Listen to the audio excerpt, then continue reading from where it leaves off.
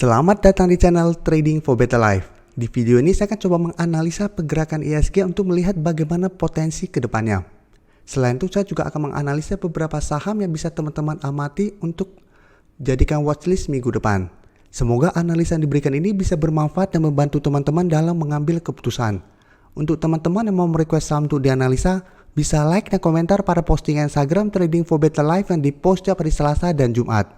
Dan bagi teman-teman yang belum subscribe channel ini, silakan tekan tombol subscribe agar tidak ketinggalan informasi dan analisa saham terbaru yang akan diupload setiap harinya. Grafik yang kita lihat saat ini merupakan grafik dari komposit atau IHSG.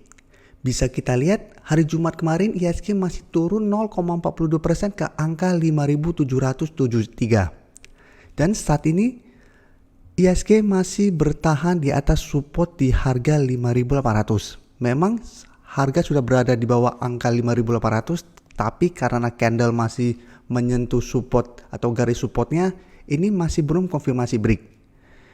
Jadi bisa kita lihat contohnya pada tanggal 19 juga candle sudah berada di bawah, tapi keesokan harinya masih berhasil naik kembali di atas atau menyentuh garis supportnya. Jadi masih belum terkonfirmasi. Tapi memang secara tren selalu saya jelaskan, IHSG saat ini sudah kurang bagus karena telah berada di bawah garis EMA 150. Jadi yang sebelumnya garis EMA 150 masih bisa menahan penurunan dari saham ini, setelah berhasil break maka ini sudah berubah menjadi resistennya. Jadi resisten untuk garis EMA 150 saat ini di angka 5.900. Sedangkan untuk garis EMA 50 bisa kita lihat saat ini telah turun menyentuh tepat di angka 6.000. Jadi angka 6.000 saat ini akan berubah menjadi resisten yang sangat kuat. Pertama di resisten psikologis 6.000. Kedua, saat ini tepat di garis EMA 50. Jadi memang dalam satu minggu atau satu bulan ke depan pergerakan IHSG memang akan cenderung sideways. Dan masih ada potensi untuk melanjutkan penurunan.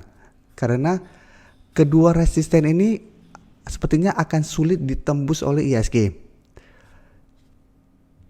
Untuk garis MACD juga bisa kita lihat saat ini masih mengarah ke bawah. Jadi walaupun minggu depan IHSG masih berhasil rebound ke harga dari harga 5.800, tapi selama masih gagal naik kembali di atas kedua garis ini, saya lihat masih besar peluangnya IHSG untuk lanjut turun kembali menuju support berikutnya di angka 5.650. Jadi saat ini bisa teman-teman lihat masih banyak saham yang saat ini sudah mulai bergerak downtrend. Jadi untuk saya pribadi yang telah berada di bawah garis EMA 50 dan 150. Jadi apabila saham-saham tersebut sudah berada di bawah kedua garis itu, saya sudah anggap atau sudah kategorikan downtrend karena peluang untuk lanjut turun akan lebih besar. Kenapa garis EMA 50 dan 150 penting apabila sebuah saham telah berada di bawah kedua garis itu? Saya akan kasih contoh saham BBTN. Teman-teman bisa lihat BBTN sebelumnya berada di atas garis EMA 50 dan 150. Setelah itu turun menembus garis EMA 50 dan 150, saya sudah anggap downtrend. Memang apabila teman-teman pelajarin video edukasi saya tentang tahu cara breakout atau breakdown, pasti sebuah saham 80% akan melakukan retest. Jadi apabila breakout dari resisten pasti akan coba turun mengetes garis yang telah dilewati, begitu juga support. Apabila breakdown pasti akan coba untuk retest kembali. Apabila berhasil retest maka akan lanjut naik. Bisa kita lihat ini retest, gagal naik, mulai turun. Jika kita lihat di sini di sekitar harga 2.900, tapi di harga 3.000 belum terkonfirmasi breakdown, berarti support di harga 3.000 masih bisa menahan penurunan dari saham ini. Setelah itu bisa kita lihat berhasil rebound dan naik. Tapi kenaikan ini belum saya konfirmasikan sudah reversal trend dari downtrend ke uptrend atau sudah uptrend. Buktinya bisa kita lihat setelah berhasil naik menyentuh garis EMA 50, belum sempat ke garis EMA 150 sudah mulai turun kembali. Dan saat ini sudah berada di bawah angka 3.000.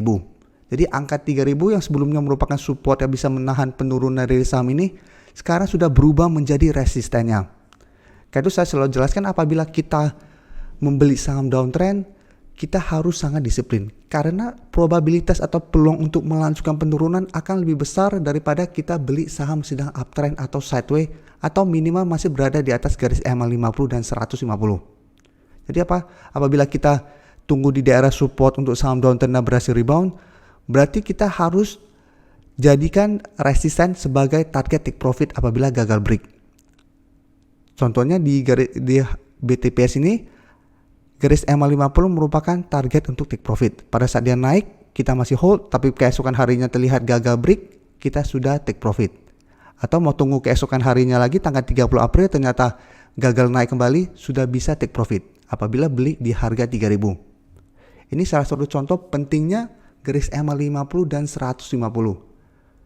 Sekarang saya akan coba bahas beberapa saham yang saat ini trennya masih oke. Jadi minimal masih berada di atas garis EMA 150. Karena saat ini memang banyak saham-saham telah berada di kedua garis itu. Jadi apabila kita cari saham-saham yang masih berada di atas garis EMA 50 dan 150 sudah sangat sedikit.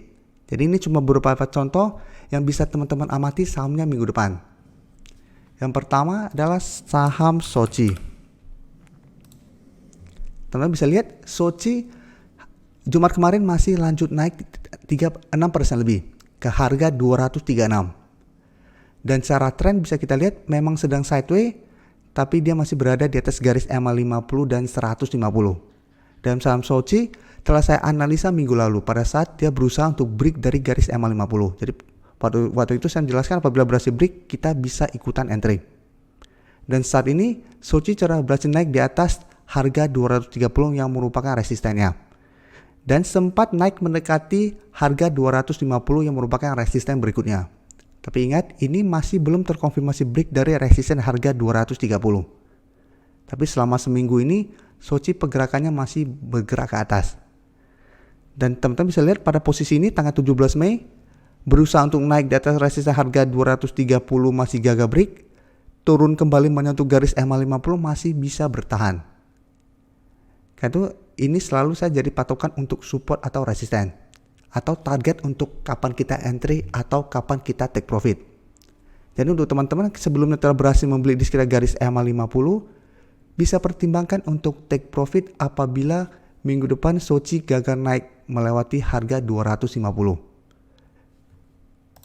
Dan untuk data broker summary bisa kita lihat kenaikan ini masih disertai sedikit akumulasi. Sedangkan asing satu minggu terakhir ini melakukan distribusi. Jadi seperti penjelasan saya, apabila minggu depan dia naik mendekati harga 250 sudah mulai turun, pertimbangkan untuk take profit dulu. Karena sebelumnya juga Soci berusaha untuk naik di atas resisten ini dia masih gagal. Satu turun kembali ke garis EMA 50 dan sempat berada di bawah garis EMA 50. Jadi selalu saya jelaskan, untuk kondisi bursa yang downtrend seperti sekarang ini, kita harus bisa amankan profit. Apabila kita sudah profit, jangan terlalu serakah, berharap berusaha break lagi dan naik terus. Itu akan sulit terjadi dengan kondisi berusaha seperti sekarang. Apabila kita sudah menentukan target take profit kita di berapa dan ternyata dia mencapai target take profit, sebaiknya kita take profit. Jika keesokan harinya masih terus melanjutkan kenaikan, kita syukuri saja. Paling tidak kita sudah profit daripada kita serakah dan malah turun.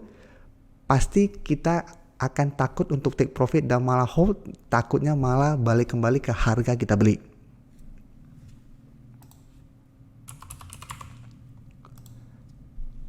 Yang kedua saham BMTR. BMTR bisa kita lihat saat ini masih sideways dan masih berada tepat di garis EMA 150. Jadi masih berada di supportnya. Memang sebelumnya sempat berada di bawah garis EMA 150, tapi bisa kita lihat selalu saya jelaskan ada potensi untuk retest dan keesokan harinya retest dan berhasil naik kembali. Tapi memang saham BMTR belum aman atau tidak sebagus saham Soci. Karena saham Soci sudah berhasil naik di atas garis EMA 50 dan 150.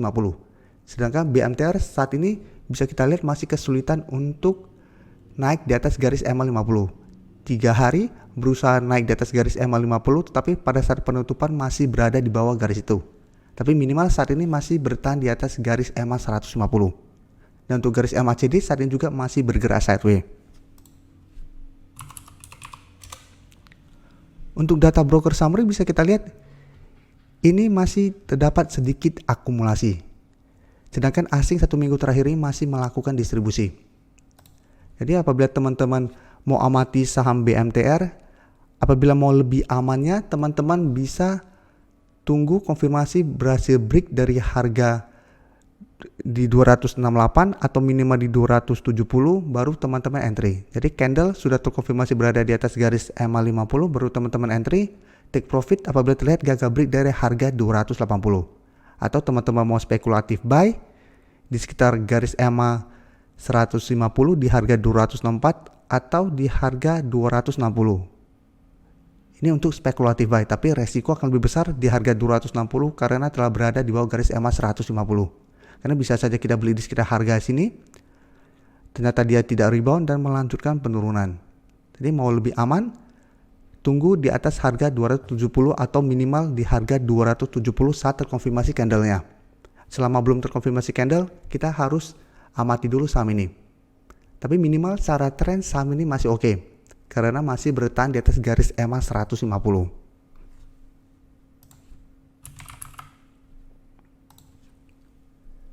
Yang ketiga, saham main bisa kita lihat saat ini masih sideways dan masih berada di atas garis EMA 50. Jadi secara tren untuk jangka pendek masih sideways, jangka menengah saat ini masih uptrend. Bisa kita lihat masih uptrend. Dan memang hari Jumat kemarin main masih turun 1% lebih ke harga 855. Sedangkan untuk garis EMA 50 nya saat ini berada di sekitar harga 835. Sedangkan untuk garis EMA 150 di harga 760. Jadi kedua support ini atau kedua garis ini masih bisa menahan penurunan dari saham main saat ini.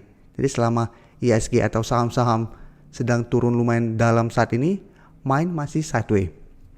Sedangkan untuk garis MACD saat ini masih mengarah ke bawah.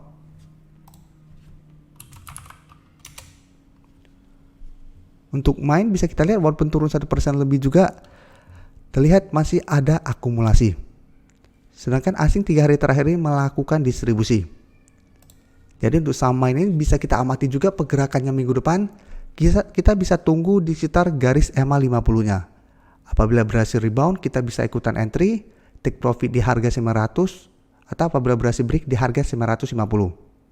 Tapi ingat, apabila sudah berhasil rebound dan mendekati harga 900 sudah mulai turun kembali juga, sebaiknya take profit.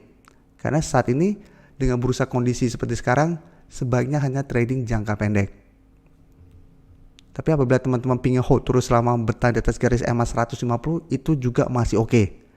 Karena bisa kita lihat beberapa kali turun menyentuh garis EMA 50 masih berhasil rebound.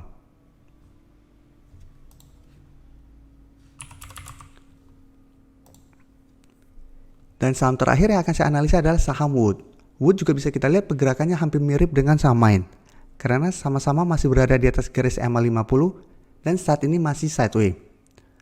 Dan Wood bisa kita lihat saat ini masih bertahan kuat di garis EMA 50 yang saat ini berada di harga 760. Sedangkan masih ada satu support atau support psikologis di harga 750. Karena sebelumnya setiap kali menyentuh harga 750 juga Wood masih bisa berhasil rebound.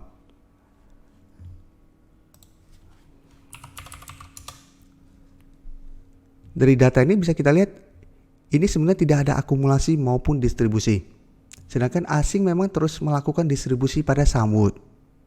Jadi dari data yang kita dapat, apabila teman-teman mau lebih aman entry pada saham Wood, teman-teman bisa tunggu di sekitar harga 750 sampai 760. Saat menyentuh daerah support ini dan terbentuk candle hijau, teman-teman bisa ikutan entry. Atau mau spekulatif buy di harga 750 masih oke. Dan take profit di sekitar harga 800 sampai 850. Karena harga 850 merupakan resisten yang sangat kuat untuk saham Wood. Jadi untuk saham-saham sideways seperti ini kita bisa swing trade, entry di sekitar daerah support. Pada saat mendekati resisten apabila gagal break, kita sebaiknya take profit dulu. Dan karena garis EMA 50 dan 150 lumayan jauh untuk saham Wood, saya selalu menyarankan apabila kita beli di sekitar garis EMA 50 dan ternyata break, sebaiknya cut loss. Karena apabila turun ke garis EMA 150 itu lumayan dalam lossnya. Tapi apabila teman-teman memang pingin hold untuk jangka menengah atau jangka panjang pada saham-saham seperti ini, Selama masih bertahan di atas garis EMA 150 itu masih bisa hold, tapi resiko apabila ternyata garis EMA 50 juga gagal menahan penurunan dari saham ini, loss teman-teman akan sangat besar karena teman-teman beli di harga atas. Bedanya apabila garis EMA 150 dekat dengan garis EMA 50. Jadi selama dekat dan dia masih bertahan di atas garis EMA 150 itu masih sangat layak untuk di hold. Terima kasih telah menonton video ini. Like dan share video ini bila bermanfaat bagi teman-teman, dan support channel ini dengan cara tekan tombol subscribe agar channel ini bisa makin berkembang dan bisa membantu lebih banyak orang lagi. Terima kasih.